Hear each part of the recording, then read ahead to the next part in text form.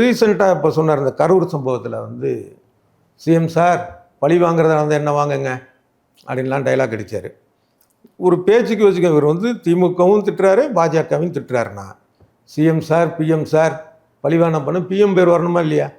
அவர் சந்தேகப்படுறது என்னமோ அப்போ பாஜகவை இவர் பேசுறது வந்து சும்மா உளலாய் அப்படிங்கிறது தெரியுதா?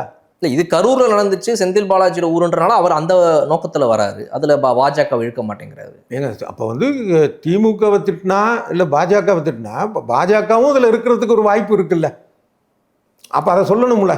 இல்லை அப்படி சதியும் நடந்திருந்தால் கரூர் செந்தில் பாலாஜி திமுக அவர் அப்படி மட்டும் தான். கரூர் இந்தியாவில் தானே இருக்கு, தமிழ்நாடே இந்தியாவில் தானே இருக்கு. அப்போ பாலாஜி வந்து செல்வாக்கு மிக்கவரா ஒன்றிய தலைமை அமைச்சர் மோடி செல்வாக்கு மிக்கவரா? கரூரில் செந்தில் பாலாஜியை மிஞ்சியவர் யார் வந்து மோடியை விட ஒரு பெரிய ஆளு. கரூரை பொறுத்தவரை தனிநாடு, நம்ம பாஸ்போர்ட் விசா எடுத்து தான் போயிட்டு இருக்கோம், அங்கே அவர் தான் வந்து அதிபர், அப்படிதானே? இது என்ன ஏதாவது வந்து ஒரு யோசிக்கிற மாதிரி லாஜிக்காக இருக்கா விஜய் பேசுறது?